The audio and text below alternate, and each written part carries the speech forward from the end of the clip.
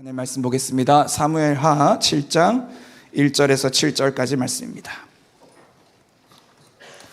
하나님 주시는 말씀 사무엘하 7장 1절에서 7절까지의 말씀을 저와 여러분이 함께 합독하시겠습니다. 사무엘하 7장 1절에서 7절 우리 7절 말씀을 저와 여러분이 함께 합독하시겠습니다. 같이 읽겠습니다. 시작. 여호와께서 주위의 모든 원수를 무찌르사 왕으로 궁에 편안히 살게 하신 때에 왕이 선지자 나단에게 이르되 볼지어다 나는 백향목 궁에 살거늘 하나님의 궤는 휘장 가운데 있도다. 나단이 왕께 아뢰되 여호와께서 왕과 함께 계시니 마음에 있는 모든 것을 행하소서 하니라. 그 밤에 여호와의 말씀이 나단에게 임하여 이르시되 가서 내 종 다윗에게 말하기를 여호와께서 이와 같이 말씀하시되 내가 나를 위하여 내가 살 집을 건축하겠느냐. 내가 이스라엘 자손을 애굽에서 인도하여 내던 날부터 오늘까지 집에 살지 아니하고 장막과 성막 안에 다녔나니 이스라엘 자손과 더불어 다니는 모든 곳에서 내가 내 백성 이스라엘을 먹이라고 명령한 이스라엘 어느 지파들 가운데 하나에게 내가 말하기를 너희가 어찌하여 나를 위하여 백향목 집을 건축하지 아니하였느냐 말하였느냐. 아멘. 아멘. 하나님의 집을 향한 열심, 하나님의 집을 향한 열심이라는 제목으로 하나님 말씀 전하겠습니다. 돌아오는 목요일 12월 14일은요 저희 한국기도의 집 창립 14주년이 되는 날입니다. 그래서 교회 달력에는 오늘이 K합 창립 기념주일이라고 돼 있는데 우리 담임 목사님 돌아오시면 목요일에 돌아오시면 다음 주 주일을 저희가 한국기도의 집 창립 기념주일로 지키면서 이제 원띵 이제 2024년 원띵 헌금과 성경금 약정들이 이루어지는 그런 뜻깊은 시간이 되겠습니다. 참 예언적이게도 목요일이 우리 한국기도의 집 창립 14주년이 되는 날인데 저희 목사님이 딱 목요일 날 귀국하십니다. 그래서 하나님께서 이런 여러 스케줄을 통해 말씀하시는 바가 있는 것 같습니다. 저희 교회는 아시다시피 2015년도에 이제 개척되어져서 창립되어져서 올해로 이제 8년이 되었는데요. 한국기도의 집은 2009년도 12월 14일에 창립돼서 24시간 365일 주 야외 기도를 멈추지 않고 있습니다. 우리 TCC가 출산되면서 교회가 기도의 집이고 기도의 집이 교회라고 하는 신학과 신앙이 정립되었죠. 그렇죠? 따라합시다. 교회가 기도의 집이고 기도의 집이 교회입니다. 아멘. 그게 이제 우리 TCC가 출산되면서 교회가 기도의 집이고 기도의 집이 교회라는 그런 신학과 신앙이 정립이 되어졌습니다. 또한 우리 교회는 셀처치와 기도의 집 이 두 가지 두 개가 하나인 교회론적 정체성을 갖고 있습니다. 그래서 외부에서 봤을 때는 우리 교회가 24시간 기도 운동한다 그러고 또 레비스탕스가 있고 레비스탕스 외에 또 다른 예배팀들이 많이 있고 그래서 영성 운동, 예배 운동, 기도 운동하는 그러한 단체로 보이지만 안으로 들어와서 보면은 우리는 뼛속까지 셀처치이고 그렇죠? 공동체성을 강조하는 셀에 들어가지 않으면 우리 교인이 아닙니다라고 강하게 이야기할 정도로 셀처치를 굉장히 강조하죠. 그래서 우리 교회의 교회론적 정체성을 이해하기 위해서는 우리 성도들의 심령 가운데 신학과 신앙이 정립되어 있어야 되는데 그게 바로 하나가 셀처치고 다른 하나가 기도의 집입니다.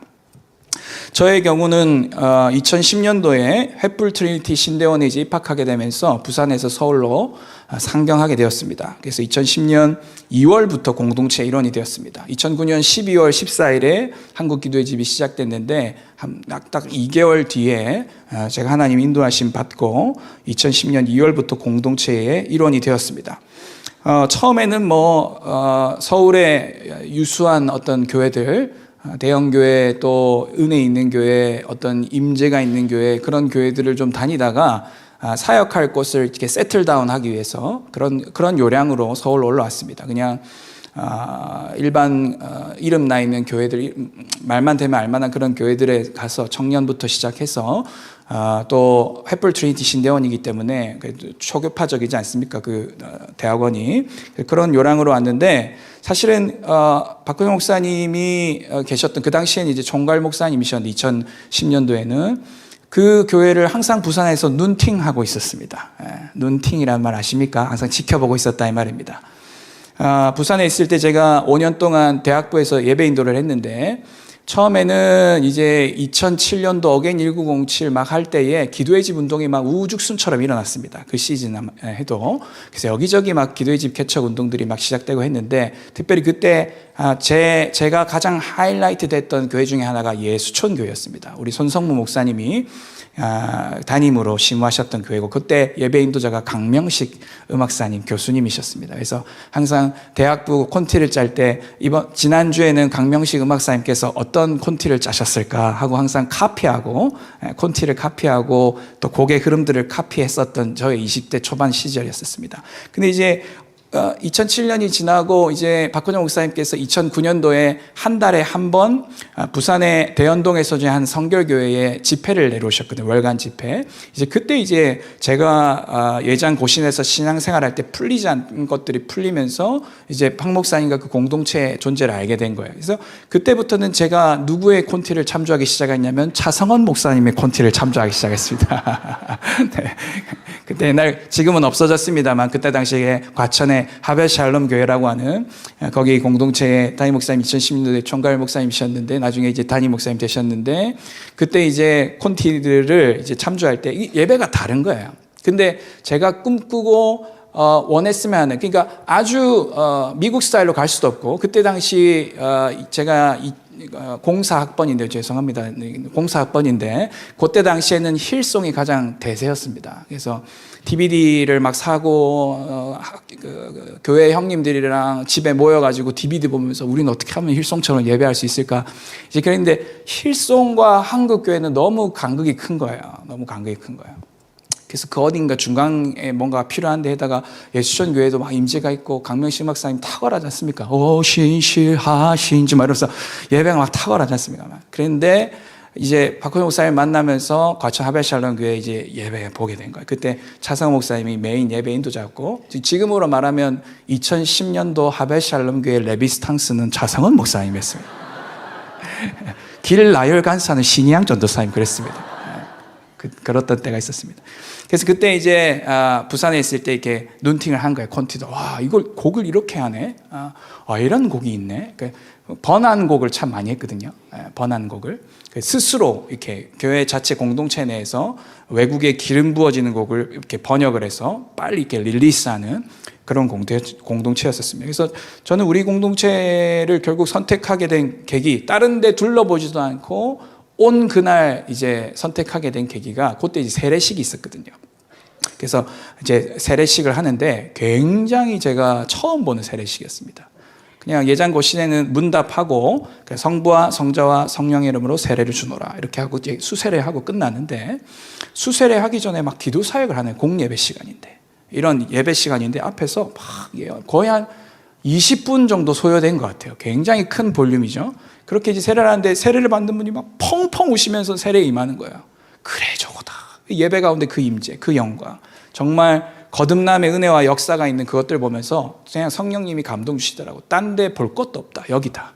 그래서 이제 제가 이 공동체의 일원이 되었습니다. 다시 말해, 제가 이 공동체의 일원이 된 첫 계기점은 예배와 기도 때문이었어요. 셀처치와 기도의 집 요소, 이 두 가지를 이게 나누어 생각해 본다면, 제가 그때 당시에는 기도의 집 요소만 제 눈에 들어왔던 것 같아요.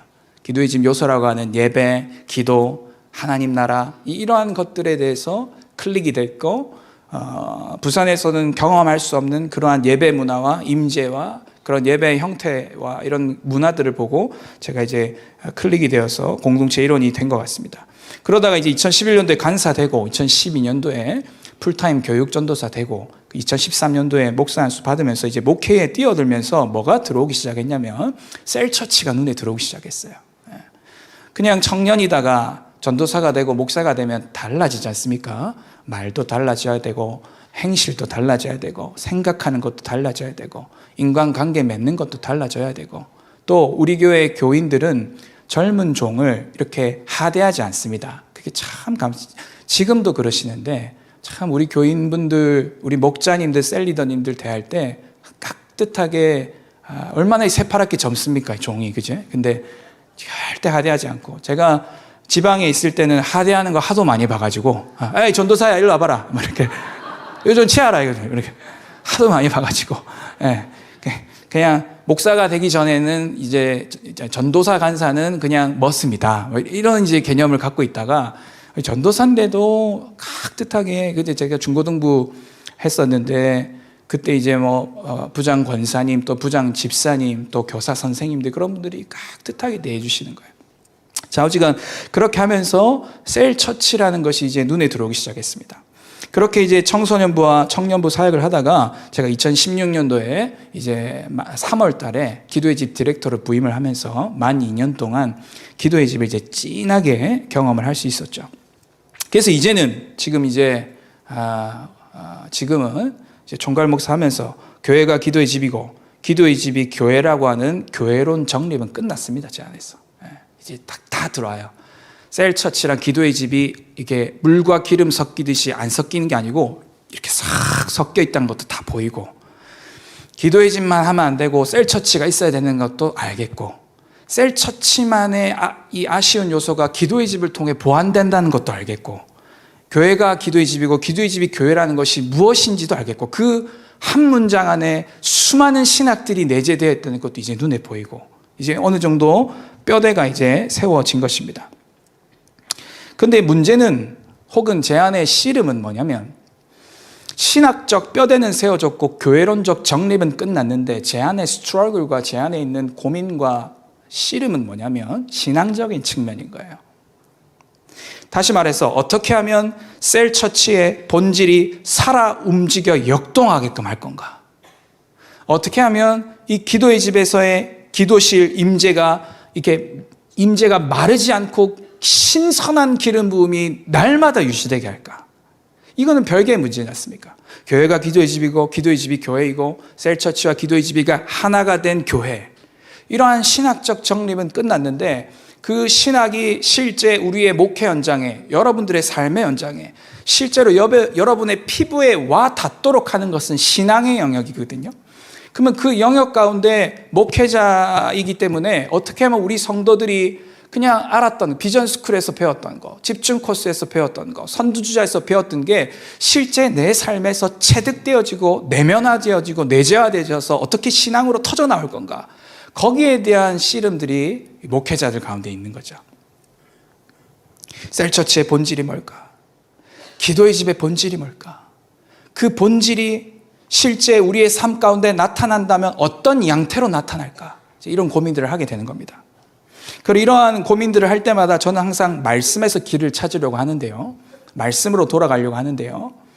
이제 셀 처치의 신앙적 측면을 활성화시키기 위해 제가 늘 붙드는 말씀은 뭐냐면 사도행전입니다.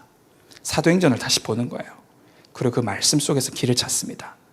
1세기 교회. 셀, 의미하는 게 뭐죠? DNA, 세포, 생명. 이러한 키워드들 연관 검색어가 쫙 나옵니다. 셀이 세포라는 말이고 우리가 굳이 목장 혹은 순 혹은 소그룹 이런 표현을 쓰지 않고 셀이라고 우리의 소그룹을 셀이라고 표현하는 이유는 셀은 세포이고 그렇죠? 제가 팔에 있는 셀을 떼내도 다리에 있는 셀을 떼내도 똑같이 박진혁이라는 DNA가 나오듯이 경기남 일권역에 있는 한 셀을 떼내도 저기 서서울에 있는 한 셀을 떼내도 그 셀을 만나서 DNA를 까보면 TCC가 나와야 되는 거예요. 그죠? 그리고 세포이기 때문에 배가 증식하게 되겠죠. 죽은 세포는 머물러 있게 될 겁니다. 살아있는 세포, 생명력 있는 세포는 일단 이 균이 들어오면 저항하게 되겠죠. 그죠? 그게 살아있는 거예요. 균이 들어오면 싸우는 거예요. 저항하는 거예요. 그리고 살아있기 때문에 배가 증식하게 되어져 있죠. 그래서 우리는 이 셀처치라는 말을 쓰거든요. 근데 그러한 셀처치의 원형과 셀처치가 실제로 우리의 목회 현장과 성도들의 삶 가운데 피부적으로 와닿도록 하기 위해 어떤 부분 우리가 스피릿을 계속 전수해야 되고 그 영적인 공기와 영적인 무드를 성도들로 하여금 계속해서 느끼게끔 하는 그런 것들을 위해 이제 씨름하고 내재화돼야 사역자 안에 내재화돼 그게 나올 거 아닙니까? 그게 영으로 전수될 거 아닙니까? 그죠? 강의 안으로 뭐 이렇게 셀처치가 무엇이고 셀 목자론이 무엇이고 이런 지적인 전달은 사실 쉽습니다. 하지만 중요한 건 뭐냐면 셀처치가 갖고 있는 스피릿이 전달되는 거거든요. 그 영이, 그 정신이 전수될 때에야 비로소 문자가 살아 움직이기 시작하면서 나의 셀과 마을과 권역 가운데 성경이 말하는 1세기 교회가 오늘날 21세기에 나타나는 것이거든요. 그런 부분에 있어서 저는 항상 신앙적인 부분 조금 정체되어 있고 막혀 있고 어떤 부분들에 있어서 이게 정말 셀처치의 본질적인 모습일까? 지금 막혀 있다면 어디를 향해 나아가야 될까? 길이 안 보일 때 항상 성경으로 돌아가 길을 찾습니다. 사도행전을 들여다보고 서신서들을 들여다보고 1세기 교회는 어떻게 했나 들여다보는 것이죠. 반면에 기도의 집인 경우는요. 기도의 집. 저는 기도의 집의 경우는 항상 성경에 어디로 돌아갔냐면 다윗으로 돌아갔습니다. 다윗. 물론 우리가 아는 24시간 주야 기도 운동의 원형은 어디에 있어요? 천상에 있습니다. 요한계시록 4장 5장에 지금도 주야로 내 생물과 24장로들과 믿음의 선진들이 거룩하다 거룩하다 거룩하다 지금도 계속 찬양하고 있어요. 지금도 계속 우리 주님은 예배받고 계십니다. 그 멈추지 않고 끊이지 않는 그 프로토타입, 그 예배의 원형은 어디에 있냐면 천상에 있는 거예요. 그래서 우리가 24시간 주야 기도 운동을 하는 데 있어서 정말 중요한 어떤 본질과 태도 중, 애티튜드 중에 하나는 뭐냐면 Heaven on earth, 하늘이 땅에 임하는 거. 천상의 예배, 저기 가서 경험하는 천상의 예배가 아닌 바로 이곳 기도실에서 경험하는 그 예배. 그게 참 중요한 애티튜드와 DNA 중 하나거든요. 근데 기도의 집 부분에 있어서 신앙적 측면에 있어서 중보 선교사들과 스태프들과 또 기도실의 어떤 부분들과 또 기도실의 요소들 있지 않습니까? 예언적 요소들, 또 기도의 요소들, 또 국가적인 구국재단의 요소들, 또 세세하게 들어가면 그 안에서의 이웃사랑의 요소들도 막 있거든요. 서로를 세워주고 삶을 책임져주고 또 우리 스태프들이 본당 청소도 하고 우리 풀타임 스태프, 파타임 스태프들이 본당 청소도 하고 1층 화장실 청소도 하고 그걸 우리는 워크 듀티라고 합니다. 그래서 비단 여기서 하는 월십만 서비스로 여기는 게 아니라 우리 스태프들이 실제로 본당 청소들이 서비스로 섬김으로 되어져 있고 청소들도 하고 1층 주중에 1층 바깥에 있는 쓰레기통들도 비우고 합니다. 네, 안 하는 것이 아닙니다. 하고 있습니다. 그렇게 하면서 삶을 살아내는 그런 부분들도 있거든요. 그러한 실제적인 삶 가운데 우리의 소원은 뭐냐면 그 하나가 다 인간적이지 않고 성경적이기를 원하는 거예요. 아멘. 기도실을 지키는 사람들을 문지기들이라고 하는데 그 문지기가 어디 있습니까? 성경에 있습니다. 예언적 싱어, 예언적인 뮤지션들, 그들이 성령의 감동을 받아 노래하고 예배하고 또 때로는 공동체를 향한 하나님의 말씀을 대언하고 이게 다 어디에 있습니까? 성경에 있습니다. 그 우리의 모든 기도와 예배와 섬김이 성경적이길 원하는 거예요. 그래서 기도의 집에 어떠한 길이 보이지 않을 때에 기도실의 신선한 임재, 또 제가 총괄 목사이기 때문에 기도의 집 디렉 할 때보다는 기도의 집에 대해서 신경은 덜 쓰겠죠. 왜냐하면 탁월한 디렉터들이 기도의 집에 많기 때문에. 하지만 기도의 집 디렉터 출신이니까 제가 관리를 해보았고 운영을 해보아서 보이는 게 있지 않습니까? 그러면은 그럴 때마다 다윗으로 돌아가는 거예요. 그리고 제 안에서도 기도의 집 영성을 잃어버리고 싶지 않은 거예요. 그건 딴 게 아니에요. 저기 벽면에 써져 있는 시편 27편 4절의 영성, 원등의 영성. 그 영성을 잃어버리면 그냥 그래요. 그래서 어떤 부분 기도의 집으로 돌아가고 길이 보이지 않을 때 항상 제가 다시 성경에서 붙드는 인물은 누구냐면 바로 다윗입니다. 돌아오는 목요일이 우리 기도의 집 창립 14주년이 되는 날인데요. 오늘 이 예배 가운데 기도의 집이 무엇일까? 다윗이 보았던 하나님의 집이 무엇일까? 오늘 거기에 대해서 좀 나누고 다윗에게 부으셨던 그 주님의 마음이 저와 여러분들 가운데 부어지는 이 시간 되기를 축원합니다.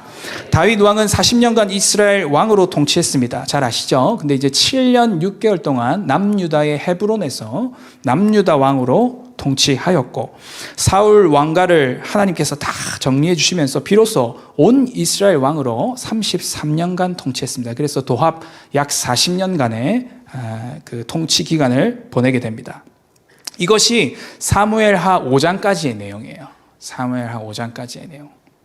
그리고 사무엘하 6장에서 여러분이 잘 아시는 무슨 사건이 나오냐면 베레스 우사 사건이 나옵니다. 우사가 찢어 죽는 사건. 그 베레스 우사 사건이 나오고 그 사건 이후에 다윗이 하나님의 식양과 하나님의 방법을 회복하여 다윗 성으로 법궤를 메어오는 이야기가 사무엘하 6장에 나옵니다. 온 이스라엘의 왕이 되고 난 다음에 법궤를 메고 왔어요. 그죠? 참 다윗은 기다릴 줄 아는 사람인 것 같아요. 남유다 왕일 때 성급하게 법궤를 차지하거나 그러지 않아 7년 반을 기다립니다. 사울 왕가가 정리될 때까지 기다립니다. 법궤 바로 찾아오고 싶지 않았겠어요? 다윗의 마음에. 근데 다윗은 하나님의 때를 기다릴 줄 아는 사람이었던 것 같습니다. 그렇게 7년 반 이후에 온 이스라엘 왕으로 추대되고 기름 부어질 때, 그의 세 번째 기름 부음이 왔을 때 다윗은 법궤를 찾아옵니다. 근데 왜 온 이스라엘 왕이 된 다윗이 법궤를 찾아오는 일을 우선순위로 했을까? 그죠? 왜 우선순위로 뭔가 문무백관들을 모아놓고 조직들을 정비한다든지 어떤 사울 왕가와 정리되지 않은 그런 영역들을 이렇게 행정 개편을 한다든지 아니면 여호사밧이나 히스기야 같이 영적 개혁을 단행한다든지 그런 것들을 하지 않고 다윗은 법궤를 찾아오는 일을 시작했어요. 온 이스라엘 왕이 되고 난 다음부터. 왜 그랬을까? 제가 믿기로 다윗이 법궤를 찾아오는 일을 가장 프라이머리로 우선순위로 한 이유는 따라합시다. 이가봇의 시대를 끝내야 합니다. 이가봇의 시대를 끝내기 위해 다윗이 법궤를 찾아오는 일을 온 이스라엘의 왕이 되고 난 다음에 첫 번째 국정과제로 수행한 것입니다. 다시 말해 이가봇의 시대를 끝내고 하나님이 친히 왕이 되시는 신정적 통치 구조를 열기 위해 다윗은 법궤를 찾아온 것입니다. 이가봇이 무엇입니까? 이가봇의 뜻은 하나님의 영광이 이스라엘에서 떠났다라는 뜻입니다.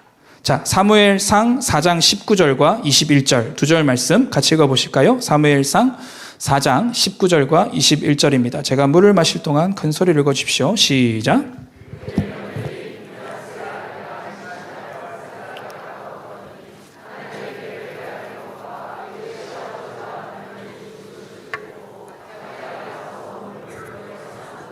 21절 이르기를 21절로 넘겨주시면 됩니다. 20절은 건너뛰고 21절 시작. 이르기를 영광이 이스라엘에서 떠났다 하고 아이 이름을 이가봇이라고 하였으니 하나님의 궤가 빼앗겼고 그의 시아버지와 남편이 죽었기 때문이며 이렇게 나옵니다. 비느하스의 아내가 임신하여 해산 때가 가까워서 이제 가까웠는데 하나님의 궤를 빼앗긴 것과 시아버지와 남편이 죽은 소식을 듣게 되었다라고 19절 이야기합니다. 그리고 몸을 굽으면서 갑자기 해산을 하는데요. 그리고 21절에 뭐라고 나오냐면 아이 이름을 이스라엘의 영광이 떠났다라고 의미하는 이가봇이라고 아이 이름을 짓습니다. 저는 지금도 넷째 막내 이름을 뭘로 지을까 고심 중인데 가장 최고의 축복의 이름으로, 그리고 딸이니까 딸, 아들, 딸 예쁘게 지어주고 싶어가지고 지금도 고심하고 있어요. 첫째, 둘째, 셋째는 기도하다가 그냥 팍팍팍 왔는데 넷째 이름 받기 힘드네요. 네. 근데 이 비느하스의 그의 아내인 비느하스의 아내가, 그죠? 엘리의 며느리이고 비느하스의 아내가 어떻게? 그냥 이름을 바로 이가봇이라고 지어버린 거예요. 사사시대와 왕정시대 교집합 구간에서 일어난 일이 바로 이가봇입니다. 사사시대의 어떤 끝물과 이제 왕정시대가 시작되는 그 시즌 가운데 일어난 일이 바로 이가봇 사건이에요. 자, 그렇다면 왕정시대를 열어가는 초대왕 사울, 그 사울이 시대적 사명을 갖고 있다면 그의 사명은 무엇이겠습니까? 이가봇을 끝내는 거예요. 그렇죠? 사사시대와 왕정시대의 교집합 구간, 다시 말해 사울 왕이 세워지기 전이란 말이에요. 이미 이가봇이 와버렸어요. 근데 하나님께서 백성들의 컴플레인이라고 해야 될까요? 그 소리를 들으시고 그래 왕정시대 열어줄게 하고 이스라엘 초대 왕으로 사울 왕이 세워졌단 말이에요. 그러면 그 사울 왕의 시대적 사명, 그가 왕으로 재위하는 동안, 그 20년 재위했는데 재위하는 동안 그가 반드시 감당해야 될, 왕으로서 감당해야 될 시대적 사명은 이가봇을 끝내는 거였었어요. 이가봇을 끝내고 하나님의 영광을 되찾는 것이었습니다. 하지만 그가 그렇게 했습니까? 안 했습니다. 그는 20년 동안 뭐 했느냐? 그가 가진 힘, 그가 가진 권위, 그가 가진 모든 자원을 다해 자신의 사위이고 아들뻘 되는 다윗을 죽이는데 혈안이 돼 있었어요. 질투에 눈이 멀어서, 시기에 눈이 멀어서. 그는 시대적 사명이 있음에도 불구하고 질투와 또 귀신까지 들렸지 않습니까? 거기에 눈이 멀어 그의 모든 왕정 생활을 어떻게 해요? 다윗을 죽이는데 혈안이 돼 있었습니다. 그런데 다윗은요, 이스라엘 초대 왕인 사울 왕의 점철을 밟지 않습니다. 정확하게 하나님의 마음의 궤적을 쫓아서 행합니다. 할렐루야. 따라합시다. 하나님 마음의 궤적. 오늘 하나님 마음의 그 궤적이 보이시기를 축원합니다. 라인이 이렇게 플로우가 보이시기를 축복해요. 하나님 마음이 어디를 향해 가고 있는지. 아멘. 다윗은 그 마음의 궤적을 따라 살아갔던 것 같아요. 그래서 사울 왕의 점철을 밟지 않고 다윗 왕에게 준, 하나님께서 준 모든 힘과 권위와 자원을 다하여 그가 무엇했습니까? 이가봇을 끝냈습니다. 하나님이 이스라엘 가운데 떠나셨는데 다윗을 통해 하나님이 다시 이스라엘로 돌아오셨어요. 영광이 다시 회복되어졌어요. 그가 얼마만큼 하나님의 영광의 회복을 원했는지 아십니까? 그가 얼마만큼 하나님의 영광 회복을 자기의 영광보다 더 우선순위로 뒀는지 아십니까? 그게 사무엘하 6장 22절에 나옵니다. 자, 우리 같이 읽어볼까요? 사무엘하 6장 22절 말씀입니다. 사무엘하 6장 22절 같이 읽습니다. 시작. 내가 이보다 더 낮아져서 스스로 천하게 보일지라도 내가 말한 바 계집종에게는 내가 높임을 받으리라 한지라. 아멘, 아멘. 이거 누구가 한 말에 대한 대답이죠? 그렇죠. 그 와이프의 한 말에 대한 대답입니다. 이 미갈이 얼마나 참, 제가 한 번씩 하는데 여러분도 웃으라고도 한 번 더 하겠습니다. 사무엘하 6장 20절에 보면 이렇게 미갈이 말하거든요. 요즘에 드라마 바이블이라고, 그런 그 성우나 연예인 분들이 읽어주는 바이블을 보면 이렇게 읽습니다.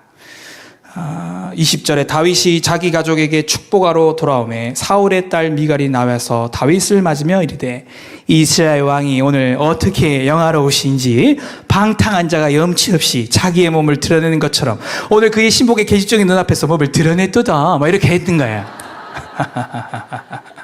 비꼬은 거야. 막 비꼬은 거야. 바가지 빡빡 긁은 거야. 하루 종일 몸이 파김치가 되도록 법계 운반하고 막 춤추면서 에봇이 막 흘러내려갈 정도로 그렇게 춤추며 예배했는데 딱 집에 와갖고 다윗이 좋은 마음으로 왔거든요. 온 집안 가정 축복해 주려고 왔거든요. 기도해 주려고 왔거든요. 굉장한 거예요, 여러분. TCCS가 수요일마다 가정 예배 관찰 보고서를 이게 제출을 받거든요. 그럼 이제 제가 수요일마다 스케줄이 있을 때도 있고 없을 때도 있는데 스케줄을 쳐내고 몸에 들어왔는데 아이들이 아빠 가정 예배 드려야 돼요. 보고서 써야 돼서 여러분 굉장히 이렇게 마음이, 목사인데도 굉장히 이것이 이렇게 하나님 앞에 즐거움과 감사함으로 예배하기보다는 굉장히 의무와 과제로 다가옵니다. 어사인먼트로 다가옵니다. 그런데 다윗은 그 큰 국정을 치르고 기쁜 마음으로 축복을 하려고 그냥 왔는데 미갈이 바가지 확 긁어버린 거예요. 그러면서 사무엘하 6장 22절에 다윗이 말하는 거예요. 내가 이보다 더 낮아져 스스로 천하게 보일지라도 내가 말한 바 계집종에게는 내가 높임을 받으리라. 할렐루야. 세번역 성경에서 뭐라고 나와 있냐면 내가 스스로 보아도 천한 사람처럼 보인다 이렇게 나와요. 다윗도 내가 스스로 봐도 좀 천한 사람 같아. 귀족 아니고 평민인 것 같아. 천민인 것 같아. 근데 주님을 찬양하는 일 때문이라면 이보다 더 낮아지고 싶소. 이렇게 이야기해요. 세번역 성경에서는. 주님을 찬양하는 일 때문이라면 내가 이보다 더 낮아져도 좋다. 그 말이 뭐예요? 하나님이 더 높임 받으신다면 내가 이보다 더 낮아져도 상관없어. 하나님이 더 영광 받으시는 일이라면 내가 지금 이 상태 레벨보다 더 낮아져도 상관없어. 그러면서 뒤에 뭐라고 말하느냐? 그래도 그대가 말한 그 여자들은 나를 더욱더 존경할 것이요. 그게 세번역 버전의 말씀입니다. 다시 말해, 지금 사무엘하 6장 22절의 개역개정에서는 내가 말한 바 계집종에게는 내가 높임을 받으리라. 이게 마치 미갈한테는 높임을 받으리라 이렇게 들리는데, 세번역으로 보면 그대가 말한 그 여자들은 나를 더욱더 존경할 것이다. 그러면은 미갈이 어떻게 한 거예요? 아이고, 옆집에 철이 엄마, 영희 엄마가 다 당신 좀 이상하대. 나만 그런 게 아니고 다른 사람들 의견들도 다 그렇대. 이렇게 이야기한 거예요. 우리 그런 화법 많이 쓰잖아요. 내 생각만 그런 게 아니고 우리 A 집사님, B 집사님, C 집사님 그러는데 다 그렇대. 성령의 음성이 아닐까? 그 우리 자주 쓰는 그거잖아요. 미갈이 그렇게 얘기했던 것 같아요. 근데 다윗이 뭐라고 응수합니까? 그대가 말한 그 여자들은 나를 더욱더 존경하게 될 거라고 그렇게 이야기를 하고 있어요. 여러분, 사실 자기 영광 체면치레만큼 하나님 영광을 가리는 장애물이 없습니다. 외식하는 서기관과 바리새인들이 그랬죠. 사람에게서 영광을 받으려는 마음, 사람에게 보이기 위해 하는 그 모든 행동들이 다 하나님의 영광을 가린 것들이었어요.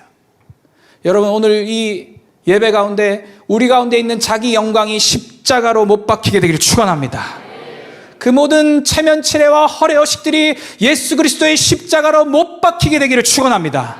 무엇을 위해? For the glory of God. 주님의 영광을 위해. 할렐루야. 주님의 영광을 위해 나의 자존심, 나의 영광, 나의 체면, 허례허식 이런 것들이 십자가에 못 박히는 은혜가 있게 되길 축원합니다. 또한 여러분 기억하십시오. 대한민국의 흥망성쇠는 교회에 달려 있어요. 아멘. 이 다윗이 법궤를 찾아함으로 하나님의 영광을 되찾고 하나님께서 은혜 가운데 다시 이스라엘 가운데 임재와 영광으로 나타내 주셨어. 다윗의 통치 그 40년 동안 전국의 평강이 있지 않습니까? 마치 이와 마찬가지로 대한민국에 하나님의 영광이 떠나면 대한민국을 보호해주고 대한민국을 지켜줄 그 하나님의 임재가 거두어지면 생각하기 쉽죠. 끔찍하죠. 근데 그 임재의 보루, 하나님의 영광의 임재의 보루가 어디라는 거예요? 교회라는 거예요. 교회라는 거예요. 10월 말경에 박호정 목사님께서 신한대 40일 특별 기도회에 참여하시게 됐습니다. 신한대 총장님께서 매주 화요일마다 40일 중에 매주 화요일마다 더 크로처치가 감당해 주시기를 부탁드립니다 해서 목사님께서 수용하시고 목사님 한 2번 정도 메시지 전하러 가시고 저도 2번 정도 메시지 전하러 갔습니다. 근데 의정부 우리 체육대회 했던 신한대 아시죠? 그 신한대에서 특별 기도회를 한 기도 제목이 참 독특합니다. 그건 뭐냐면 러시아, 우크라이나, 이스라엘과 하마스 전쟁의 종식을 위한 특별 기도회였습니다. 그 총장님의 마음에 급한 마음은 뭐였냐면 이스라엘 하마스의 일은 남의 나라의 일이 아니라는 거예요. 그게 돌아서 우리나라의 안보에 영향을 줄 수 있다는 거예요. 호시탄탄 중국은 대만을 먹으려고 하고 있고 이 혼란을 틈타 이란도 한번 기지개를 펴려고 하고 있고 유엔 안보리에서 제99조 발동해서 휴전하자라고 했는데 미국이 반대해가지고 지금 휴전도 지금 공중에 떠 있지 않습니까? 이스라엘 계속해서 지금 사령관 11명, 하마스 사령관 11명 중에 5명 엘리미네이티드 그냥 제거했다고 언론에 이야기하고 있고 점점 더 극으로 치닫고 있거든요. 이스라엘 하마스 전쟁 지금 2달째 계속되고 있거든요. 추운 겨울이 오고 있지 않습니까? 러시아 우크라이나 전쟁도 지금 계속 되어지고 있습니다. 러시아는 겨울에 강하거든요. 한겨울이 지금 오고 있습니다. 겨울에 강한 러시아죠. 이러한 혼란의 틈을 타 북한 또 뭐 했죠? 지난주인가요? 뭐 하나 또 쐈잖아요. 그죠? 그래서 국방부 대변인이 나와서 그때 매 9일 뭐 군사 그거 뭐 파기하겠다 이런 이제 발표들도 하고.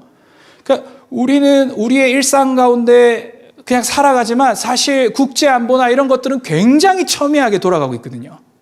그래서 그러한 해안이 총장님에게 있으셨던지 40일 동안 신한대학교라도 기도하자라고 해서 그 교직원들과 기도하기를 원하는 학생들, 또 주변에 있는 그런 분들 중심으로 한 50에서 많게는 한 70명 정도 아침 7시마다 40일로 이렇게 기도회가 진행되어졌어요.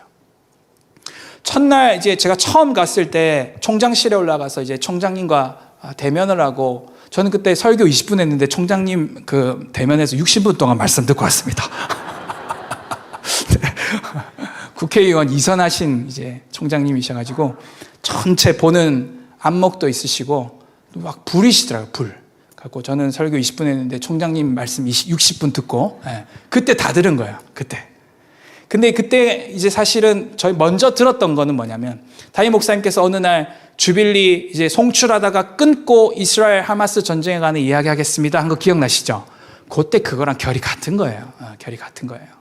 그래서 이 전쟁은 그냥 남의 집 불구경하듯이 볼 전쟁이 아니고 우리나라 안보에도 영향을 줄 수 있는 전쟁이기에 정말 주님께서 이 나라 보호하시도록, 이때에 어둠의 영이 북한을 충동질하여 어떤 사고 치지 않게 정말 기도해야 될 때라는 갈급한 마음을 총장님이 갖고 계시더라고요. 그래서 그 대학교에서 그런 기도를 할 때 가서 메시지를 전했는데 제가 그때 또 다시 한번 느꼈어요. 제가 마지막에 갔을 때는 그리스도의 계절이 와야 된다. 그래서 우리 예배팀이랑 같이 가서 민족의 가슴마다 그 찬양 막 불렀거든요. 여러분, 대한민국에, 특별히 저 북한 땅에 그리스도의 계절이 오기 위해서는 복음으로 통일되는 일이 반드시 필요한 줄 믿습니다. 대한민국의 안녕은 예수 그리스도께 있는 것입니다. 한국교회가 법계를 빼앗기면 대한민국의 안녕은 어찌 될지 모르는 거예요. 사랑하는 여러분, 우리가 이때에 기도의 집 이제 돌아오는 목요일 14주년을 맞는 이때에 우리가 구국재단으로서 우리 성도들이 다 같은 마음 같은 뜻으로 이 기도의 집의 비전에 동참해 주시기를 호소드립니다. 그건 딴 건 아닙니다. 법계를 지켜내는 거예요. 하나님의 영광을 지켜내는 것입니다. 아멘. 주님의 임재를 지켜내는 것입니다. 다른 것에 빼앗기지 않는 것입니다. 우리의 알량한 자존심과 우리의 알량한 자기 영광과 우리의 알량한 허례허식에 하나님의 영광이 빼앗기지 않도록 우리가 침례의 여왕과 같은 선두주와의 영성을 가지고 이곳 한국 기도의 집에서 주님의 영광을 보는 저와 여러분 되기를 축원합니다. 그렇게 하고 나서 사무엘하 7장 1절이 나오는 거예요. 그렇게 하고 나서 5장 6장을 지나 사무엘하 7장이 나옵니다. 7장 1절에 뭐라고 나옵니까? 자, 7장 1절 여호와께서 주위의 모든 원수를 무찌르사 왕으로 궁에 평안히 살게 하신 때, 이렇게 나옵니다. 주어가 누굽니까? 여호와입니다. 다윗이 주위의 모든 원수를 무찌르사라고 성경은 이야기하고 있지 않습니다. 누가? 여호와께서. 할렐루야. 여호와께서 주위의 모든 원수를 무찌르신 거예요. 하나님께서 저와 여러분 삶 가운데 샬롬을 주시기를 축원합니다. 이게 샬롬이에요. 전국의 평안. 샬롬 샬롬 샬롬이 있을지어다. 할렐루야. 여호와께서 원수를 무찔러 주셔야 되는 거예요. 그래서 예수님도 이렇게 말씀하시죠. 자, 요한복음 14장 27절 우리 같이 읽어볼까요? 요한복음 14장 27절 말씀입니다. 자, 예수님이 하신 말씀 요한복음 14장 27절 같이 읽습니다. 시작. 평안을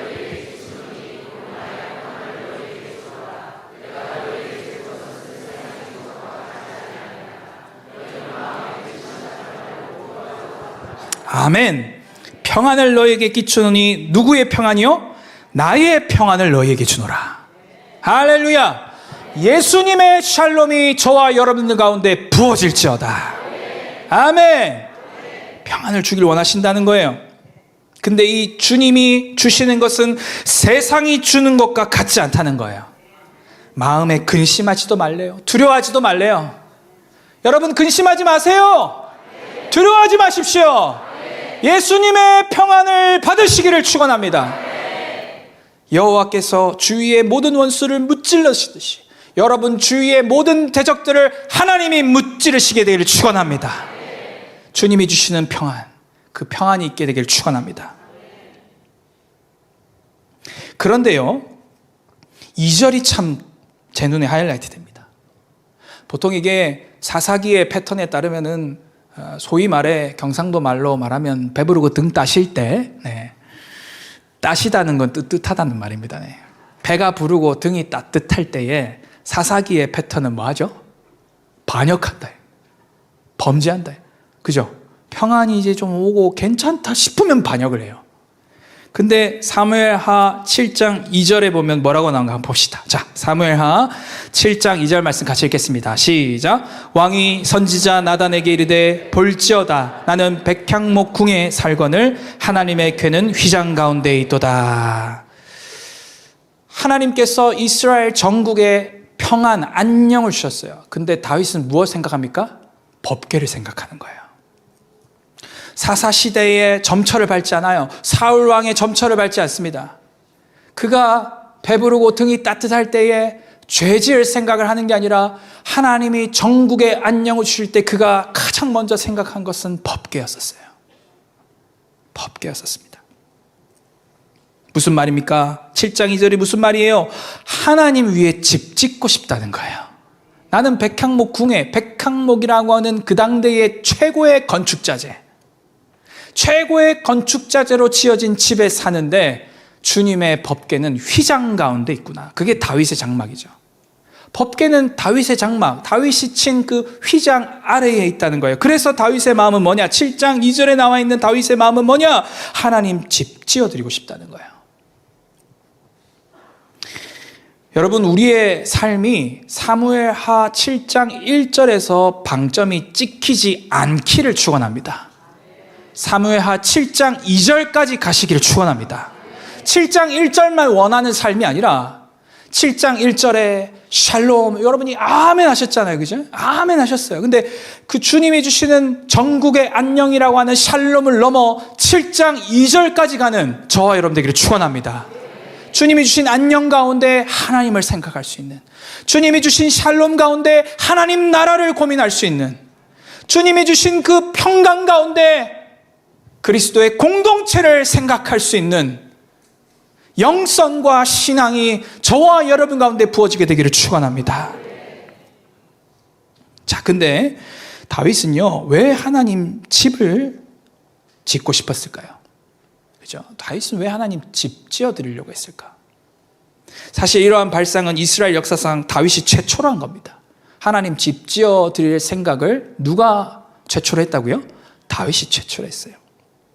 자, 오늘 말씀 한번 보실까요? 사무엘하 7장 6절 7절입니다. 자, 오늘 본문 6절 7절 같이 읽어보실까요? 자, 같이 읽습니다. 시작. 내가 이스라엘 자손을 애굽에서 인도하여 내던 날부터 오늘까지 집에 살지 아니하고 장막과 성막 안에서 다녔나니 이스라엘 자손과 더불어 다니는 모든 곳에서 내가 내 백성 이스라엘을 먹이라고 명령한 이스라엘 어느 지파들 가운데 하나에게 내가 말하기를 너희가 어찌하여 나를 위하여 백향목집을 건축하지 아니하였느냐고 말하였느냐. 이 본문 말씀이 뭘 말합니까? 출애굽한 이후에 하나님께서 집 지어달라고 요구하신 적이 있다 없다? 없다는 거예요. 어느 지파에게도 하나님은 내 집 좀 지어둬라. 저기 다곤 신상 안 보이니? 저기 블레셋에 있는 바알 제단 안 보이니? 집 좀 지어줘 라고 하셨다 안 하셨다? 안 하셨다. 주님 요구하신 적이 없다. 어느 누구와도 그런 생각 자체를 나누신 적도 없다. 근데 다윗은 왜 하나님 집을 지으려고 최초로 생각했을까? 출애굽한 이후 모세도 그런 생각을 안 했거든요. 여호수아도 그런 생각을 안 했습니다. 사사 어느 누구도 그런 생각을 하지 않았습니다. 이스라엘 초대왕도 그 생각을 하지 않았습니다. 근데 출애굽한 이후 그 모든 세월을 통틀어 아무도 안 한 생각, 하나님 집 지어드리고 싶다. 그 생각을 왜 했는가? 다윗은요, 하나님이 더 이상 이스라엘을 떠나지 않고 이스라엘에 영원히 살기를 원했던 거예요. 아멘? 건축에 환장한 게 다윗이 아니고요. 다윗은요, 더 이상 하나님이 이스라엘을 떠나는 게 아니라 하나님께서 이스라엘에 영원히 살기를 원했던 거예요. 그 마음으로 다윗은 하나님 집 지어드리려고 한 것입니다. 사무엘하 7장 6절 말씀처럼 하나님은 집에 살지 않았어요. 하나님 본인께서 스스로 이야기하지 않습니다. 나는 집에 살지 않았다.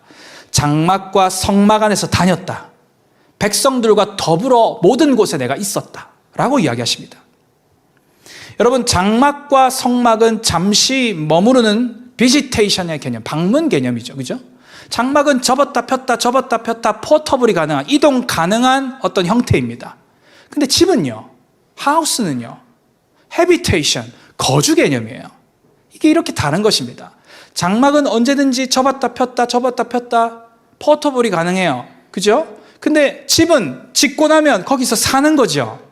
그래서 거주 개념입니다. 그래서 다윗의 소원은 뭐냐? 하나님, 이스라엘을 영원토록 떠나지 마시고 여기 거주하여 주옵소서. 베지테이션이 아닌 헤비테이션으로 주님께서 그냥 방문하시고 임재하시고 머물다가 가시고 그런 개념이 아니고 주님이 계속해서 이스라엘에 사시옵소서, 그런 마음으로 집 짓기를 생각했다는 거예요. 신앙적 용어로 표현하자면 주님, 임재를 넘어 영광을 원합니다. 임재, 맞아. 임재도 있을 수 있고 성령님이 머무셨다가 떠나실 수도 있고, 그런 임재, presence, 그 임재를 넘어 the glory of God, 하나님의 영광, 하나님이 그냥 이스라엘 땅에 거주하시고 나타나시고 현현하시는 거, 다윗은 그것을 원했던 것입니다. 그래서 집 짓겠다고 한 거예요. 그러니까 다윗은 개인의 임재 차원을 넘어 공동체적 영광을 이스라엘 땅에 보기를 원했던 거예요. 다윗은 임재의 사람이죠. 10대 때에 목동으로 예배하면서 이미 그 베들레헴 골짜기에서 하나님의 임재를 경험한 자입니다. 어쩌면 시편 18편이나 온 우주를 노래하는 그러한 시편 찬양들을 볼 때에 다윗은 천국을 봐버린 사람이에요. 그러니까 24 반차를 따라 역대상 25장에 288명의 찬송하기를 배워 익숙한 예배자들 세웠겠죠. 왜냐하면 그 24 반차가 어디에 있습니까? 전상에 있거든요. 24 장로들. 그 24 장로들이 있는 그 24 반차를 그대로 땅에 적용해서 만들어낸 것이 12명이 한 팀이 된 24개 조 288명의 노래와 찬송하기를 배워 익숙한 예언적 경배자들을 세운 거죠. 다윗의 믿음은 뭡니까? 하나님이 이 땅 가운데, 특별히 하나님이 이스라엘에 영원히 거주하시는 것, 쉐키나 영광, Glory of God, 하나님의 현현하는 영광을 이스라엘 땅 가운데 나타내기를 소원하는 마음으로 하나님의 집을 짓기를 원했다는 거예요. 자, 이 마음이 기도의 집을 대하는 우리들의 마음이 되어야 됩니다. 기도실에 나올 때 개인적인 기도를 넘어 기도가 깊어지면 어떻게 됩니까? 성령께서 어떻게 기도를 인도하시던가요? 자녀를 놓고 기도를 합니다. 남편을 놓고 기도를 합니다. 와이프를 놓고 기도를 합니다. 개인의 사업을 놓고 기도를 합니다. 그 기도를 막 2-3시간씩 하게 하시던가요? 그 기도가 하게 되면 2시간을 넘어 3시간을 진입하게 되면 어떤 기도가 나오시던가요? 주님을 예배하는 기도가 나오기 시작하죠. 그 모든 걱정과 염려들이 다 주께 올려지고, 하나님, 저는 주님의 것입니다. 주님, 내 삶을 통해 홀로 영광 받으소서. 주님이 뭘 하든지 내가 순종하겠습니다. 주님이 기도 가운데 그 고백 받아내시죠. 마치 그와 마찬가지로 기도의 집을 보는 우리의 마음과 우리의 태도가 다윗과 같아야 되는 거예요. 이 한국 기도의 집이 이제 돌아오는 목요일이 되면 꽉 찬 14년이 되고 이제 15년 차로 나아갑니다. 그 기도의 집을 대하는 우리의 마음이 어떠해야 됩니까? 주님, 오늘 우리 한국 기도의 집을 통해 성남 땅에 하나님의 영광이 드려지게 하여 주옵소서. 우리 한국 기도의 집 더 크러쉬를 통해 성남을 넘어 대한민국 땅에 주의 영광이 드려지게 하여 주옵소서. 주님, 우리 한국 기도의 집을 통해 대한민국을 넘어 저 북한 땅에도 주의 영광이 드려지게 하여 주옵소서. 더 크러처치와 한국 기도의 집을 통해 온 열방에 하나님의 영광이 드려지게 하여 주옵소서. 그게 보여야 되는 거예요. 그게 보여야 되는 거예요. 그 마음과 그 태도로 이 단상에 올라오는 레위인과 단상에 올라오는 중보 선교사들은 그런 마음으로 예배하고 기도하는 것이죠. 그런 마음으로 드러밍하는 것이고, 그런 마음으로 신디사이저를 누르는 것이고, 그런 마음으로 일렉을 치고 베이스를 치고 노래를 부르고 사도적 기도를 하는 것이죠. 그래서 여기는 워룸이고 전쟁하는 공간이고, 여기가 온 우주를 통치하고 경영하는 장소가 되는 거죠. 다윗이 그렇게 했던 거죠. 법궤 앞에서 국정을 결정했고, 법궤 앞에서 모든 국정의 대소사를 다 결정하면서 전국을 운영했던 그 공간이 어디였습니까? 주님의 임재 앞이었던 것입니다. 사랑하는 여러분, 더크로스처치 한국기도의 집이 열방을 경영하는 교회가 되기를 축원합니다. 오늘 그것을 위해 이 기도의 집에서 다윗과 같은 마음으로 우리가 기도의 집을 바라보고 기도해야 되는 줄 믿습니다. 다윗이 하나님의 집을 짓기를 소원했던 그 중심, 다윗이 하나님의 성전 건축하기를 원했던 그 중심, 임재를 넘어 영광으로, 오늘 그 마음이 저와 여러분 가운데 부어지게 되기를 축원합니다. 근데 문제는 뭐냐? 하나님이 다윗이 성전 건축하게 했습니까? 못했습니까? 못했다는 거예요. 문제는 뭐냐면 다윗이 성전 건축을 못한다는 거예요. 그게 문제입니다. 사무엘하 7장 5절에 가서 내 종 다윗에게 말하기를 여호와께서 이와 같이 말씀하시되 내가 나를 위하여 내가 살 집을 건축하겠느냐? 이거는 질문이라기보다는요, 너는 지을 수 없어라는 말이에요. 내가 나를 위하여 내가 살 집을 건축하겠느냐? 너는 지을 수 없다라는 거예요. 이거를 역대상 17장 4절에서는 더 정확하게 이야기를 합니다. 자, 역대상 17장 4절 제가 봉독해 드릴게요. 가서 내 종 다윗에게 말하기를 여호와 말씀이 너는 내가 거할 집을 건축하지 말라. 정확하게 직관적으로 이야기하시죠. 너는 건축하지 말라. 우리는 이미 왜 하나님이 다윗을 통해 성전 건축을 못하게 하는지 이유를 알고 있습니다. 왜 못하지요? 그렇죠. 다윗의 손에 피를 너무 많이 묻힌 거예요. 그래서 그 다윗의 손으로는 하나님의 집을 건축할 수가 없는 것입니다. 저는 여기서 어떤 교훈을 봤는데요. 어떤 교훈이냐면 아무리 합당하고 아무리 좋은 동기라고 할지라도 하나님의 때와 우리의 때가 다르다는 거예요. 아무리 좋은 마음과 아무리 선하고 정말 합당한 마음이라 할지라도 그 일을 시행하시는 분은 여호와 하나님이시라는 거예요. 내 손에서 먹는 일이 다 일어나지 않을까? 그건 내 생각이고 하나님의 생각은 다른 데 있다는 거예요. 그래서 그 앞에서 숙연해지는 것 같습니다. 그 앞에서 인간의 인간됨, 피조물의 피조물됨을 처절하게 느끼는 것 같습니다. 아, 나는 이러한 마음과 이러한 중심과 이러한 동기로 하나님 나를 통해 이런 일을 행하십시오. 주님 저 제법 괜찮은 기도했죠? 라고 생각했는데 하나님의 뜻은 너 정말 좋은 마음이야. 근데 너가 그거 안 할 거야. 너의 다음 세대가 그걸 할 거야. 그 하나님의 주권 앞에 숙연해지는 것 같습니다. 여러분, 오늘 여러분들의 10년 가운데 계획해 놓은 것들이 있으십니까? 여러분의 10년 가운데, 여러분의 생각 가운데 지금 이때쯤이면 하나님 이거 해주셔야 되고 제가 이 정도 했으니까 하나님 이렇게 해주셔야 되고 이렇게 기대하시는 어떤 바가 있으십니까? 주님께 다 올려드리십시오. 사람이 마음으로 자기의 길을 계획할지라도 그 걸음을 인도하시는 분은 여호와 하나님이십니다. 아멘. 하나님이 인도하시는 게 가장 좋은 길입니다. 여러분 그거 믿으십니까? 따라합시다. 하나님이 인도하시는 길이 가장 좋은 길입니다. 할렐루야. 내가 생각한 계획, 내가 생각한 어떤 타임 테이블대로 되지 않는다라고 해도 여러분 너무 낙심하지 마셔요. 하나님은 여러분 마음을 다 알고 계십니다. 여러분의 필요를 다 알고 계십니다.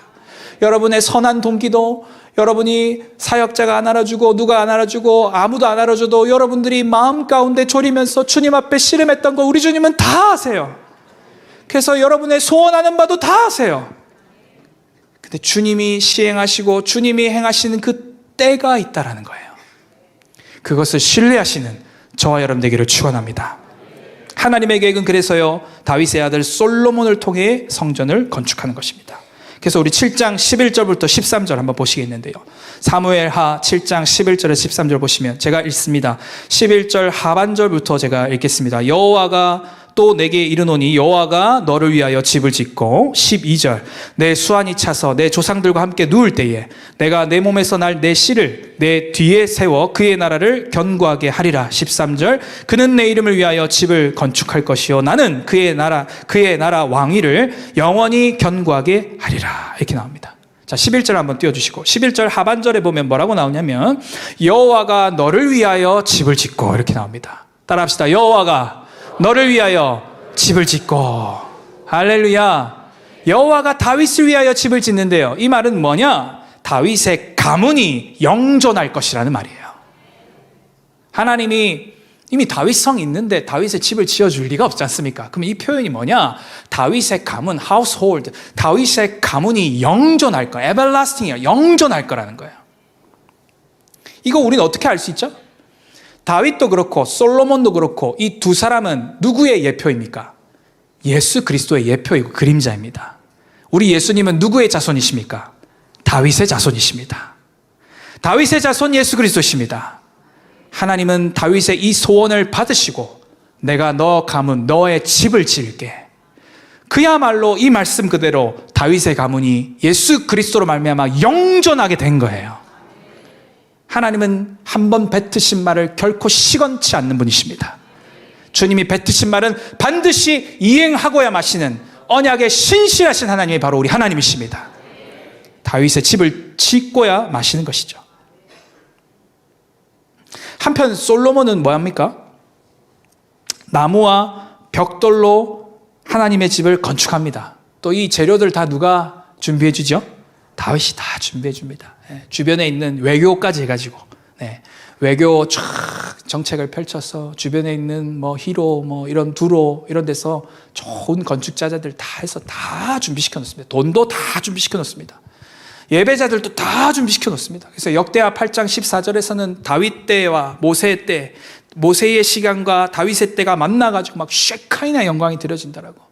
그 여호와의 성전에는 다윗 때 다윗의 장막에서 있었던 그 끊이지 않는 찬양도 있었고, 그 기브온 산당에 있었던 아침과 저녁의 상번제와 절기 때마다 드려졌던 그 절기의 예배들이 계속되어지는 모세의 성막의 기능과 다윗의 장막의 기능이 하나가 된 솔로몬 성전의 기능을 역대하 8장 14절에 우리는 발견할 수 있어요. 근데 이 솔로몬 성전은 어떻게 됐죠? 결국 무너졌습니다. 무너졌어요. 근데 다윗의 자손인 예수님은요, 당신의 피로 하나님의 집인 교회를 세우셨습니다. 할렐루야! 솔로몬이 지은, 다윗이 준비했고 솔로몬이 지은 성전은 무너졌어요. 근데 다윗의 자손 예수 그리스도께서는 당신의 피로 하나님의 집인 교회를 세우셨습니다. 그리고 그 교회는 1세기의 로마의 박해를 통과하며 21세기인 지금까지도 건재합니다. 솔로몬 성전과 같이 벽돌로 지어지진 않았지만 저와 여러분들로 지어진 몸된 교회, 결코 무너지지 않는 주의 교회, 결코 망하지 않는 하나님의 집인 주의 교회가 예수 그리스도의 피로, 예수 그리스도의 손으로 세워진 것입니다. 할렐루야. 그래서 예수님의 마음에는 다윗보다 솔로몬보다 더 강력한 하나님의 집을 향한 열심이 있어요. 요한복음 2장 16절 17절 같이 읽어보시겠습니다. 요한복음 2장 16절 17절 우리 예배팀 올라와주십시오. 요한복음 2장 16절 17절 우리 한 목소리로 읽겠습니다. 시작. 비둘기 파는 사람들에게 이르시되 이것을 여기서 가져가라. 내 아버지의 집으로 장사하는 집을 만들지 말라 하시니 제자들이 성경 말씀에 주의 전을 사모하는 열심히 나를 삼키리란 것을 기억하더라. 아멘 아멘. 주의 전을 사모하는 열심히 나를 삼키리라. 이거 시편 말씀에 나와 있는 거거든요. 이 시편의 이 말씀이 다윗의 자손 예수 그리스도를 예언하는 말씀이구나 라고 제자들이 알았다라는 거예요. 근데 그 예수님의 마음에는 어떤 마음이 있었다고요? 주의 전을 사모하는 열심. 할렐루야. 이 주의 전을 사모하는 이 열심이 영어로 말하면 zealous입니다. zeal for the Lord. 질투하는 거예요. 이게 성전 정화 사건이지 않습니까? 예수님 마음 안에 있었던 그 질투는 뭐냐면 어딜 감히 하나님의 영광 외에 세속적인 것이 들어와서 하나님의 집인 성전을 너희들이 망치느냐? 어딜 감히 만몬이 들어와서 하나님의 영광이 임해야 될 성전에 너희들이 판을 치느냐 하고 둘러 덮으신 거예요. 그 질투요, 질투. 제가 금요일 날 감정에 대해서 이야기를 했는데 분노라는 감정의 순기능이 있습니다. 그게 뭔지 아십니까? 잘못된 것을 바르게 고치는 그 기능이 있습니다. 어떤 일에 대해서 우리가 분노가 일어난다는 것은 뭐냐면 그게 부조리하다는 거예요. 물론 이 분노가 주의 성령에 의하여 사로잡히는 분노여야 되겠죠? 저마다 자기 기준을 갖고 분노하면 무조건 뭐 내가 정의를 행하고 그게 아니지 않습니까? 그지? 근데 성경에 나오는 좋은 분노의 예가 민수기 24장에 나오는 비느하스의 분노예요. 미디안 거기 막 연병이 돌아갔고 몇만 명이 죽고 있었을 때였거든요. 근데 미디안 여사제랑 미디안 광야에 있는 우상을 섬기는 여사제랑 이스라엘 남성이 텐트에서 행음을 하고 있는 거야. 연병이 지금 퍼지고 있는데 사람들 죽어나가고 있는데 하나님이 진노하셔가지고. 근데 이 레위인 중에 젊은 레위인 비느하스, 한 10대, 10대는 아닐 거고 레위인으로서 복무를 하려면 나이가 넘어야 되니까 성인이 된 이 젊은 비느하스가 창을 들고 행음하는 텐트를 쫙 치고 들어가가지고 행음하고 있는 그 남자와 여자를 창으로 죽여버립니다. 근데 무슨 일이 일어난지 아십니까? 연병이 끝쳤어요. 그리고 하나님이 그 비느하스로 말미암아 레위 지파와 언약을 맺으십니다. 그 언약이 말라기서에 나오는 생명과 평화의 언약입니다. 그게 성경에 나와 있는, 특별히 구약에 나와 있는 좋은 분노의 예입니다. 신약에 나와 있는 좋은 분노의 예는 예수님이 성전 들러엎는 거예요. 그래서 이 분노라는 기능은 잘못된 것을 픽스하는 기능이 있거든요. 근데 우리 주님은 마치 이렇게 비느하스와 같은 질투를 갖고 그 열심으로 성전을 정하신 거예요. 사랑하는 여러분, 문제없는 교회가 어디 있겠습니까? 그죠? 문제없는 교회가 어디 있겠습니까? 우리가 스스로 느꼈을 때 이거 이렇게 하면 안 되는 거 아니야? 이거 저렇게 하면 안 되는 거 아니야? 그런 생각이 왜 없겠습니까? 신앙생활 할 때. 우리 교회라고야 왜 없겠습니까? 그럴 때마다 여러분들이 그리스도의 몸된 교회를 생각하신다면 다윗이 가졌던 그 마음, 예수님이 가졌던 그 교회를 향한 하나님의 집을 향한 그 마음, 임재를 넘어 영광으로 하나님의 영광이 머무시는 그 자리 교회, 그 마음을 먼저 체크하시고 그리고 비느하스와 같은 의분으로 공동체와 리더십들과 함께 소통하며 잘못된 것을 바로잡고 굽은 것들을 펴는 그러한 성숙한 성도들이 되시기를 축원합니다.